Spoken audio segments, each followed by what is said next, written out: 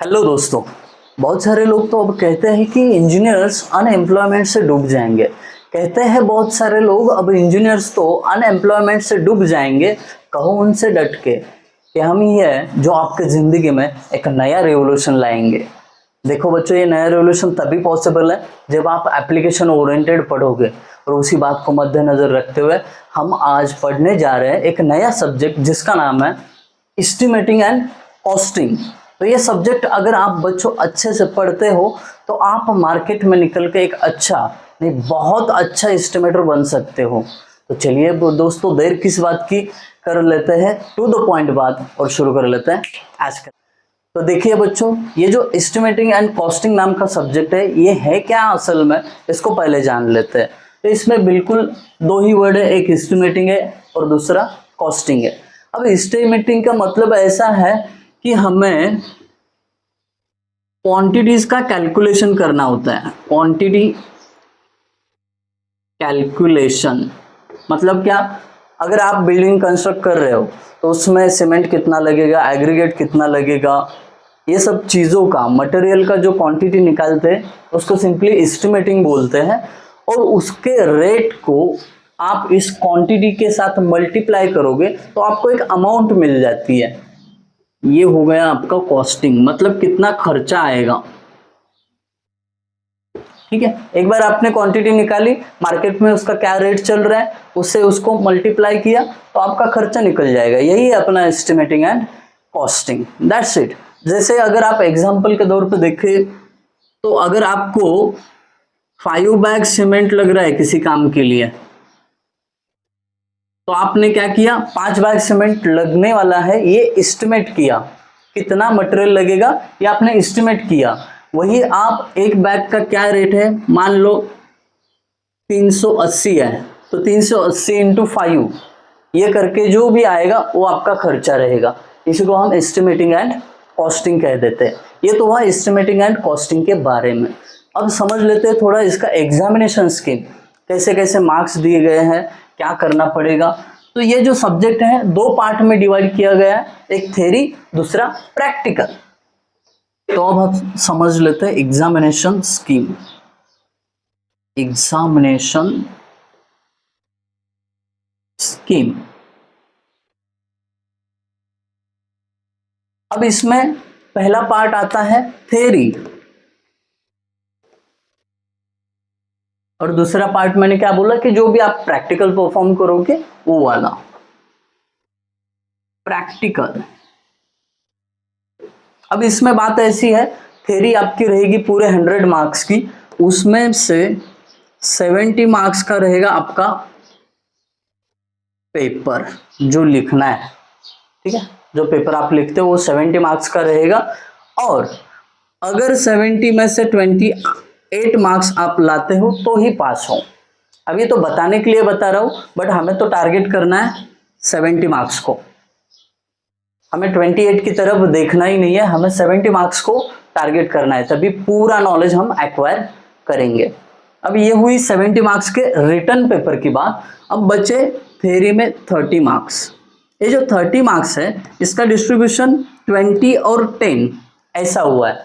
अब इसको बोलते हैं प्रोग्रेसिव असेसमेंट, पीए। आप सिलेबस में देखोगे ना तो नजर आएगा आपको कि ये पीए लिखा है, इसका मतलब प्रोग्रेसिव असेसमेंट। अब ये प्रोग्रेसिव असेसमेंट मतलब क्या, जब आपने 70 मार्क्स के लिए जो भी लेक्चर किए उसमें से आप फील्ड पे कितना एप्लीकेबल कर सकते हो या कितना अप्लाई कर सकते हो, वो एनालिसिस करना मतलब प्रोग्रेसिव असेसमेंट है। अब यहाँ पे 20 मार्क्स जो है इसके लिए आपको देने पड़ेंगे यूनिट टेस्ट 1 और 2। अब ये दो यूनिट टेस्ट रहेंगे ईच 20 मार्क्स की। अब मान लो पहले यूटी में आपको आ गए 16 और दूसरे में आ गए 20 आउट ऑफ। पहले यूटी में कमाए तो जोर शोर से दूसरी यूटी में पढ़ाई की और 20 मार्क्स लाया आपने, इसका एवरेज बनाएंगे तो कितना हो जाएगा, 20 प्लस 16 36, उसका एवरेज 18, मतलब आउट ऑफ 20 आपको कितने मिले, 18, दैट्स इट।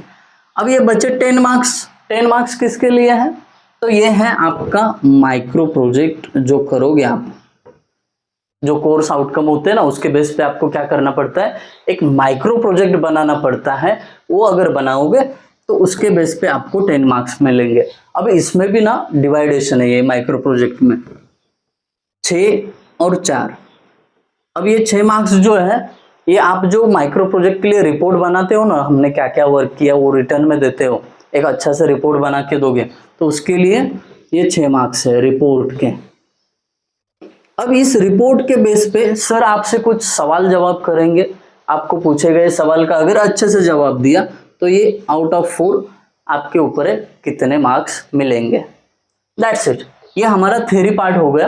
अब चलते हैं प्रैक्टिकल की ओर। यहाँ पे प्रैक्टिकल बच्चों आपको पूरा 100 मार्क्स का है। कितने मार्क्स का है? 100 मार्क्स का। कुछ ज्यादा ही मार्क्स है एस्टिमेटिंग एंड कॉस्टिंग में, जिसमें 50 मार्क्स का आपको सिलेबस में 50 हैश ऐसा दिखाई देगा।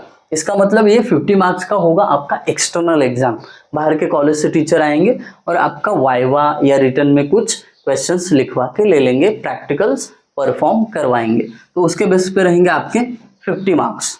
अब बची 50 मार्क्स की बात, तो ये 50 मार्क्स होते हैं आपका जो मैनुअल है, जो आप प्रैक्टिकल्स परफॉर्म करोगे। ये बहुत इंपॉर्टेंट होता है क्योंकि यही तो है मौका जहां पे आपको ना जो क्वांटिटीज का एस्टिमेशन करने का मौका मिलेगा।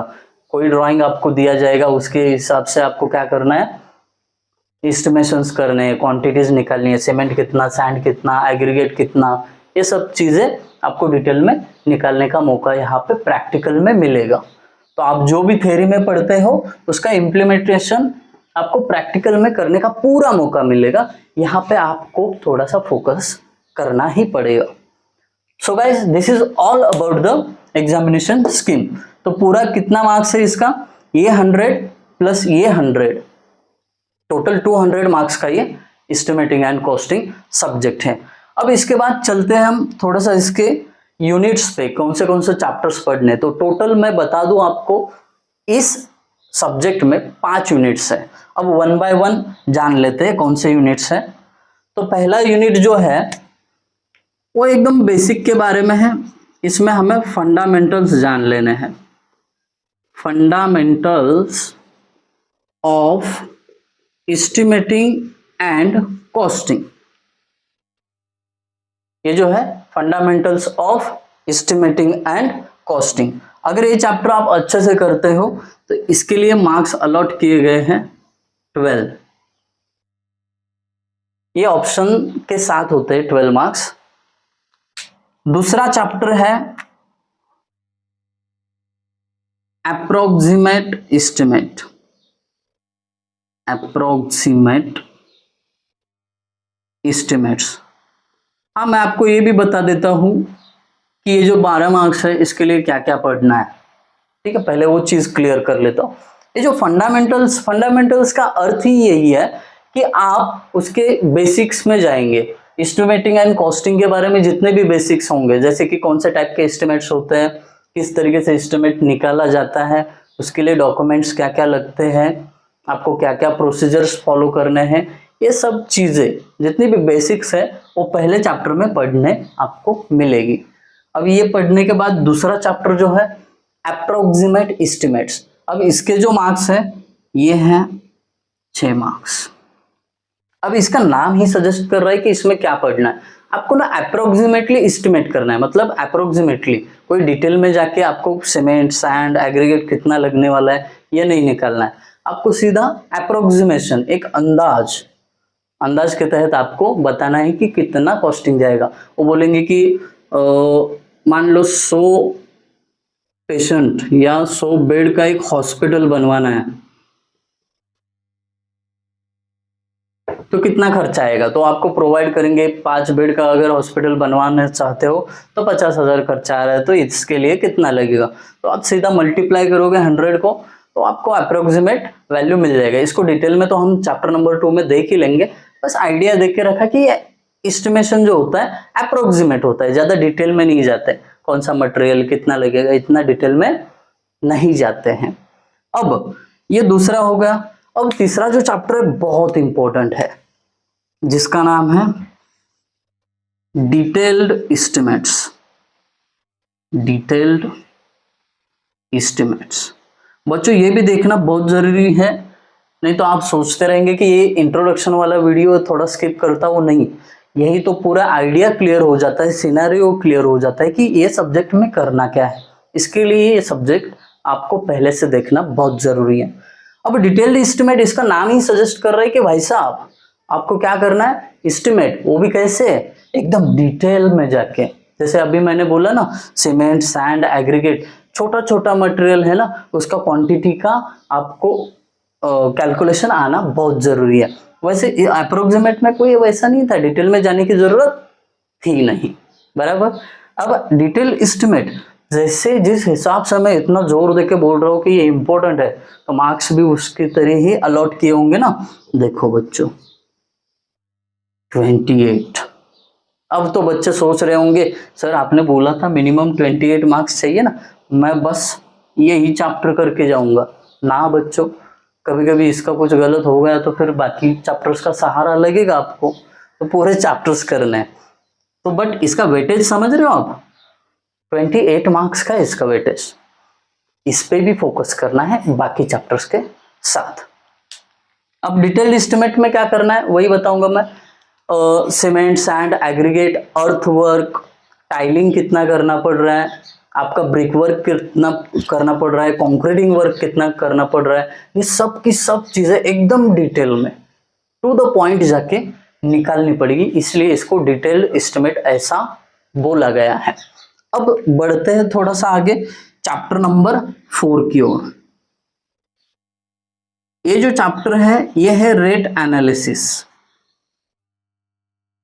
अब चैप्टर नंबर 3 तक तो हम क्या कर रहे थे, चैप्टर नंबर 3 तक हम निकाल रहे थे क्वांटिटीज, है ना, इसमें भी क्वांटिटीज निकाल रहे थे ना।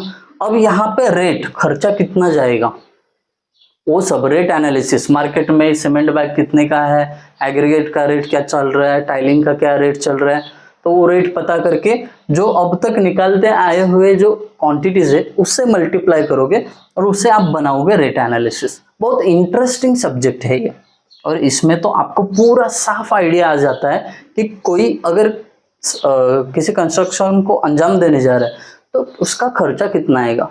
कोई भी पूछता है ना, सोसाइटी में पता रहता है कि आप एक सिविल इंजीनियर हो, तो आपसे पूछा जाएगा अरे ये घर बनवाना है हमें, तो इसको खर्चा कितना जाएगा। सो इन दैट केस आप प्रिपेयर रहने चाहिए, तो ये चीजें आपको काम आएगी। तो इसको मार्क्स कितने दिए गए हैं, 12 मार्क्स का है। आई बात समझ में, इसमें क्या करने वाले हैं, रेट्स निकाल के पूरा खर्चा निकाल देंगे।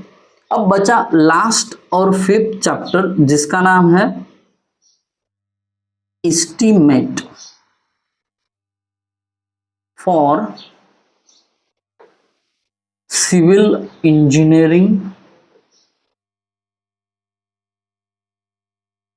वर्क्स, और इसको भी 12 मार्क्स है। तो इसमें क्या करना है आपको, estimate for civil engineering works, इसमें आपको अर्थवर्क के बारे में ज्यादा डेप्थ में कैलकुलेशन करना है, अर्थवर्क, फिर सेप्टिक टैंक जो कंस्ट्रक्ट करते हो उसका एस्टिमेशन करना है, फिर उसके साथ साथ कम्युनिटी वेल,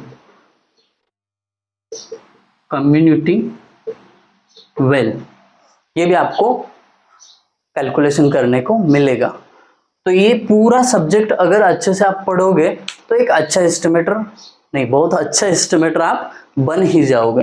आई होप आप सभी को ये एस्टिमेटिंग एंड कॉस्टिंग है क्या, उसमें करना क्या है, ये सब आइडिया क्लियर हो गई होगी। अगर आपको इसके बारे में कुछ डाउट्स रहेगा तो बेझिझक मुझे कमेंट बॉक्स में मेंशन करिए, मैं उसके ऊपर वीडियो लेकर जरूर आऊँगा। Thank you guys for watching video, thank you so much.